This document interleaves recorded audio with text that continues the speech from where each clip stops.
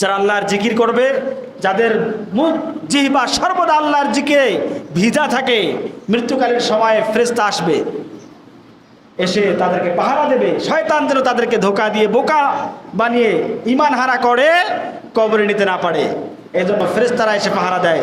নবী করিম সাল্লাল্লাহু আলাইহি সাল্লাম বলেছেন, কালিমাতানি হাবিবাতানি ইলার রহমানি খফিফাতানি আল লিসানি সাকিলাতানি ফিল মিজানি সুবহানাল্লাহি ওয়া বিহামদিহি সুবহানাল্লাহিল আযীম।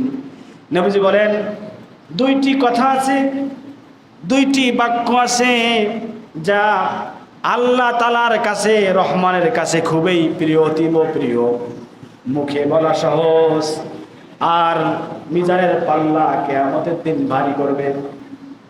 আর সেগুলো হচ্ছে সুবহানাল্লাহ, আলহামদুলিল্লাহ, লা ইলাহা ইল্লাল্লাহ।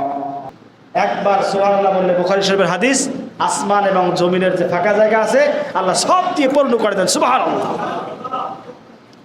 আমরা সুবহানাল্লাহ জিকির করি না, জীবনে করি না সুবহানাল্লাহ। মাই গড, কি কয়? বিপদে বললে কি কয়? ও মাই গড। আরো কত শত এটা সেটা অনেক কিছু কথা বলি আমরা, আল্লাহর নাম মুখে আসে, জিকির করে না, জিকির বোঝে না। কত অশ্লীল বাক্য আমাদের মুখ থেকে বের হয়।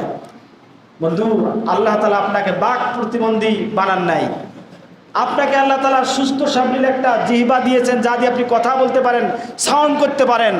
এই সাউন্ড অশ্লীল ভাষা বলার জন্য নয়, গালিগালাজ করার জন্য নয়।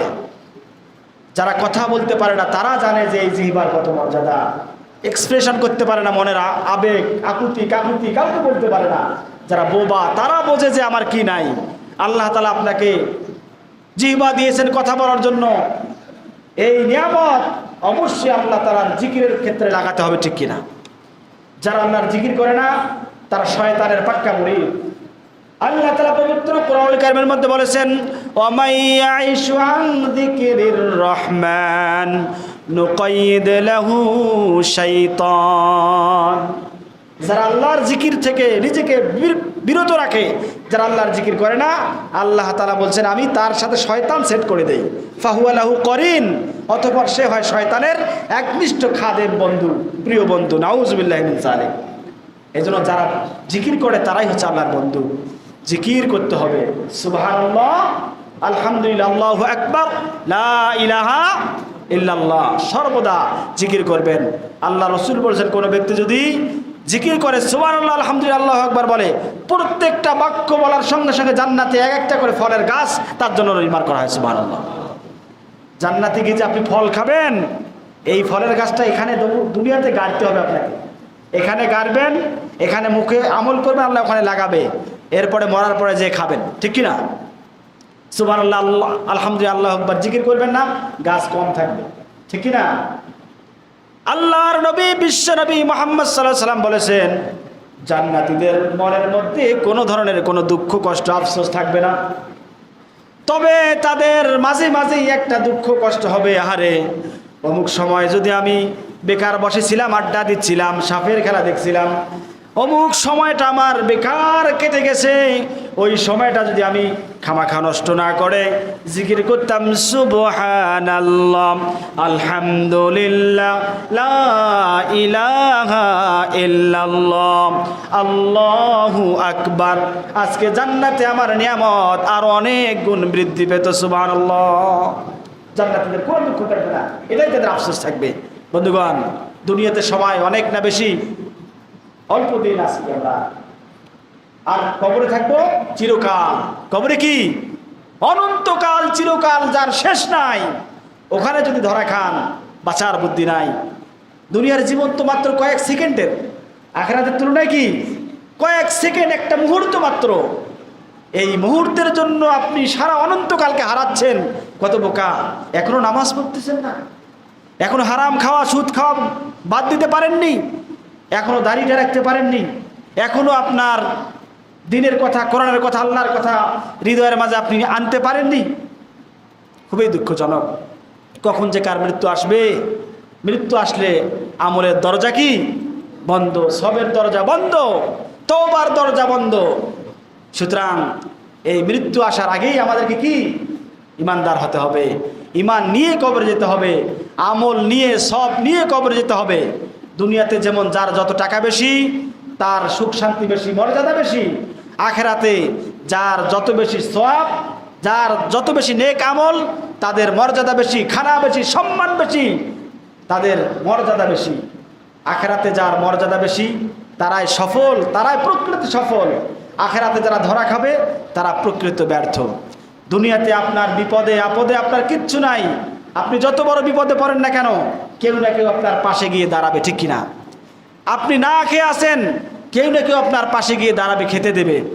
আপনার পোশাক নাই, কেউ না কেউ জানলে পড়ে আপনার পোশাকের ব্যবস্থা করে দেবে।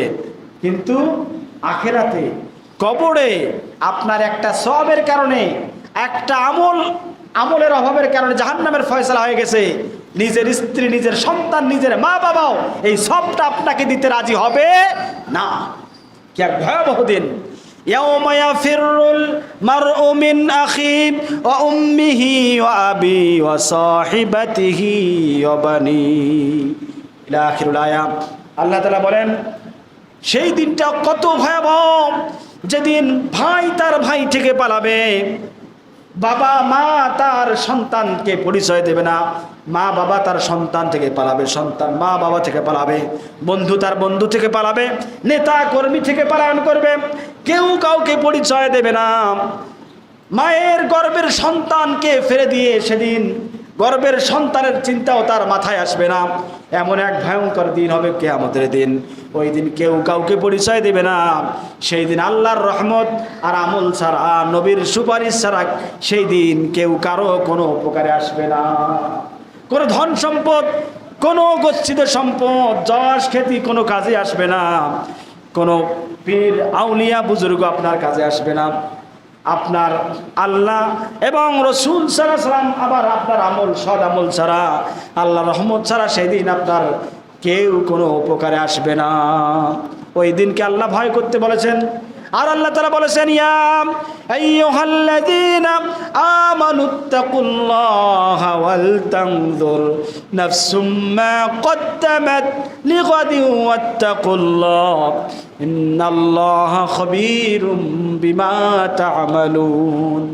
ও ঈমানদারগণ, আল্লাহকে ভয় করে চলো, আর সেই কঠিন দিনের জন্য আগাম কিছু তুমি পাঠিয়ে দাও, নেক আমল সব যা তোমার কাজে লাগবে। আল্লাহকে ভয় করে চলো।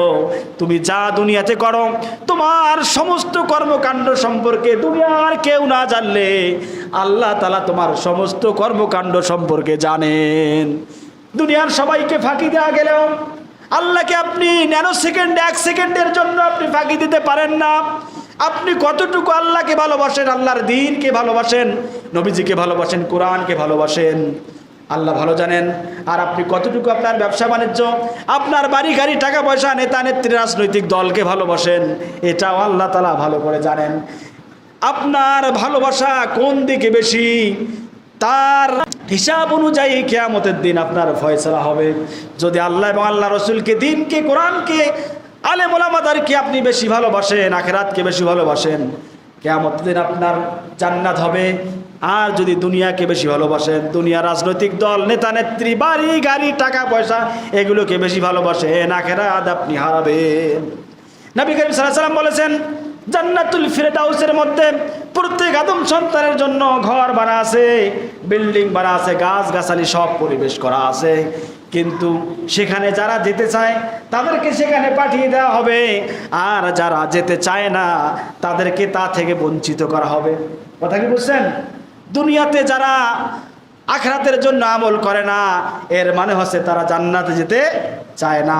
তাদেরকে এই জান্নাত থেকে বিরত রাখা হবে, জান্নাত থেকে বঞ্চিত করা হবে। আর আর যারা আল্লাহর সন্তুষ্টি পাওয়ার মাধ্যমে ওই জান্নাত যারা চায়, জান্নাতে যাওয়ার জন্য যারা আমল করে, তাদেরকে তাদের আসল ঠিকানায় পৈতৃক সম্পত্তি জান্নাত দান করা হবে, জান্নাতে চিরস্থায়ীভাবে থাকতে দেওয়া হবে। সুবহানাল্লাহ। এখন আপনি জান্নাতে যাবেন কি যাবেন না সে সিদ্ধান্ত আপনার, ঠিক কি না? আল্লাহ তো আপনার জান্নাতে যাওয়ার জন্য বারবার আহ্বান করেছেন, ওয়াসারিউ ইলা মাগফিরাতিম মির রাব্বিকুম ওয়া জান্নাতিন আরদুহাস সামাওয়াতি ওয়াল আরদ। আল্লাহ তাআলা বলেছেন, ও আমার গোলাম দৌড়াও, দৌড়াও সেই তোমার রবের সন্তুষ্টির দিকে এবং সেই জান্নাতের দিকে যে জান্নাতের বিশালতা দুনিয়া থেকে সপ্তম আসমান পর্যন্ত। সুবহানাল্লাহ। একতলা বিল্ডিং এর পেছনে ছুটতে গিয়ে জান্নাত হারাচ্ছেন। 1 শতক 2 শতক মাটি 5 শতক 1 টনের মাটির জন্য আপনি জীবনটা শেষ করে দিচ্ছেন। নবী করিম সাল্লাল্লাহু আলাইহি ওয়াসাল্লাম বলেছেন, যাকে সবার শেষে জান্নাত দেওয়া হবে, লক্ষ লক্ষ কোটি কোটি বছর জাহান্নাম খাটার পরে সামান্য কোনো একটা ওসিলার কারণে, ইমানের সামান্য বিন্দু থাকার কারণে সবার শেষে যে ব্যক্তিটা নাটকীয়ভাবে জান্নাতে যাবে, সেই ব্যক্তিটাকে আল্লাহ তাআলা এই দুনিয়ার 10 গুণ, 10টা দুনিয়ার সমান জান্নাত দান করবেন। সুবহানাল্লাহ।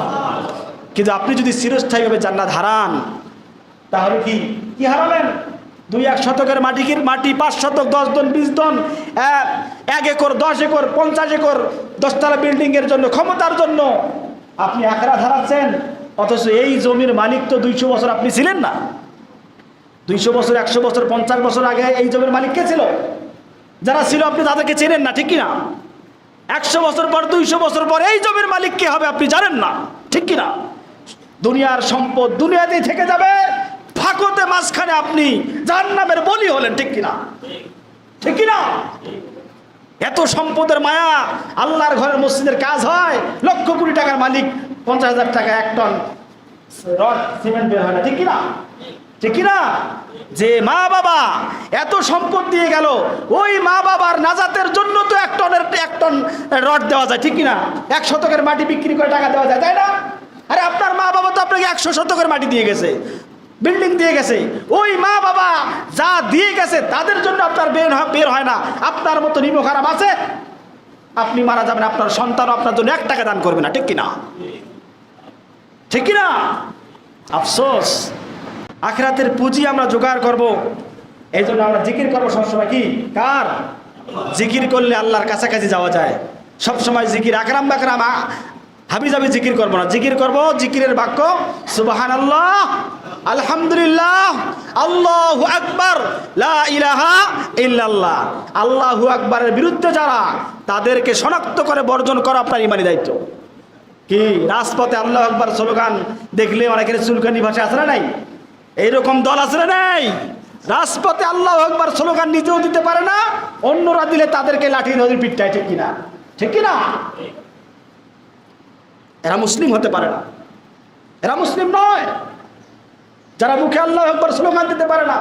অথচ পবিত্র কোরআনের পরতে পরে তাআলা বলছেন, ওয়ালি রব্বিকা ফাকাব্বির, আল্লাহর নামে তাকবীর দাও। এই যে আমরা যে গোশত খাবো, 23 ওয়াক্ত নামাজে কি বলা হয়েছে? আইয়ামে তাশরিক আছে না নাই? আল্লাহু আকবার, আল্লাহু আকবার, লা ইলাহা ইল্লাল্লাহ, আল্লাহু আকবার, আল্লাহু আকবার, ওয়ালিল্লাহিল হামদ। আল্লাহু আকবার আছে না নাই?